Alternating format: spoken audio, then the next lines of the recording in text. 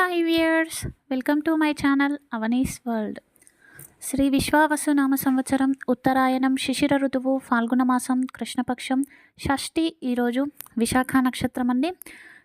ఈరోజు మనం ఇంద్రుని నామాన్ని జపించాలి. ఈ నామాన్ని జపించడం వలన ఏదైనా మనం కోల్పోతున్నాము అనిపించినప్పుడు మనకు అది కోల్పోకుండా ఉంటుంది. అదేవిధంగా మనల్ని ఎవరైనా ఓడిస్తున్నారన్నప్పుడు, ఎవరైనా మనల్ని వంచన చేస్తున్నారు అనిపించినప్పుడు, అదేవిధంగా ఎవరైతే మనకి తెలియకుండా మానసిక వేదనను పడేలా చేస్తున్నారో వాటన్నిటి నుంచి విముక్తి కలిగి విజయ సంకేతం కలగడం కోసం ఈ నామం ఓం ఇంద్రాయ నమః, ఓం ఇంద్రాయ నమః, ఓం ఇంద్రాయ నమః. అందరూ కూడా ఈరోజు ఈ నామాన్ని వీలైనన్ని సార్లు జపించండి.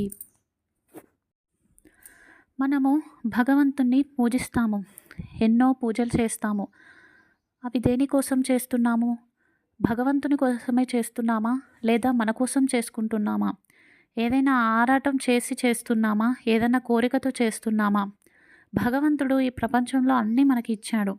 అలాంటిది దేవుడు ఇచ్చినవే ఆ భగవంతునికి మనం సమర్పిస్తున్నాము అంటే మనం కోరుకున్నవి మనకు ఫలిస్తాయా, మనకు ప్రాప్తిస్తాయా? యజ్ఞాలు చేస్తాము, యాగాలు చేస్తాము, ఎన్నో చేస్తాము. అవన్నీ కూడా మన కోసం చేస్తున్నామా, లేదంటే లోక కళ్యాణం కోసం చేస్తున్నామా అనేది మీరు ఆలోచించుకోండి. రావణాసురుడు ఉన్నాడు, ఈ ప్రపంచాన్నే జయించినవాడు.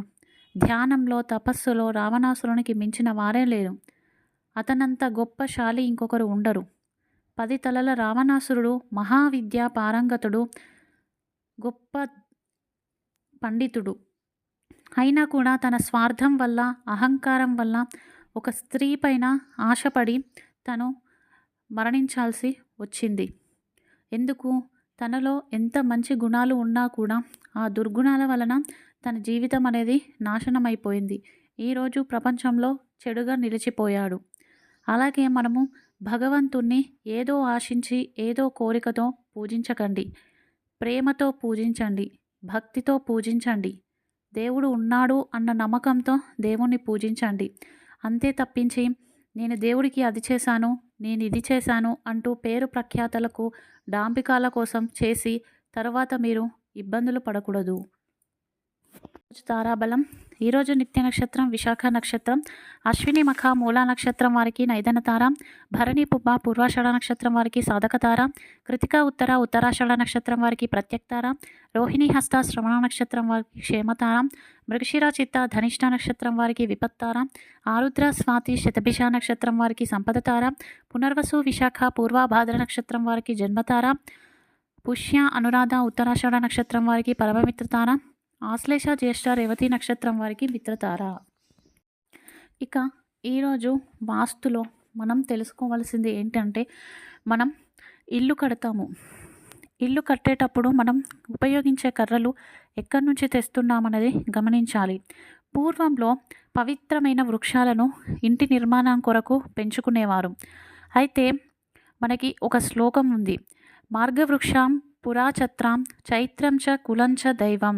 అంటే రోడ్డుకు ఇరువైపులా నాటిన వృక్షాల నుంచి వచ్చే కర్రలను కానీ, లేదంటే గ్రామంలో దేవాలయాల ముందు విశ్రాంతి కొరకు పెంచిన వృక్షాల కర్రలను కానీ, లేదంటే పెద్దలు నాటిన వృక్షాలను కానీ ఇంటి కర్రగా వాడకూడదు.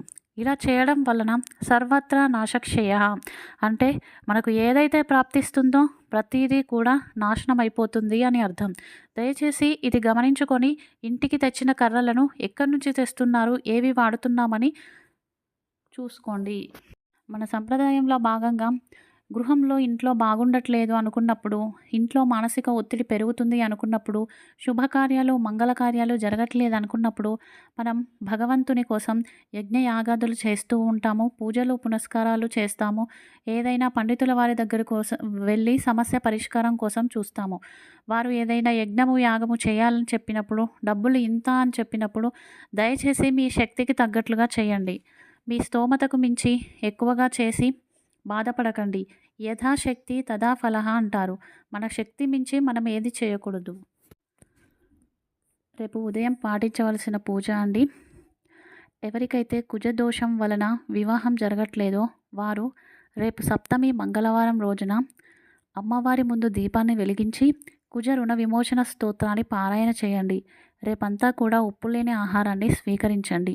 అలాగే రేపు ఎవరైతే అమ్మవారి ముందు నెయ్యి దీపాన్ని వెలిగించి దుర్గా కవచాన్ని పారాయణ చేస్తారో వారికి శత్రువులపై విజయం కలుగుతుంది.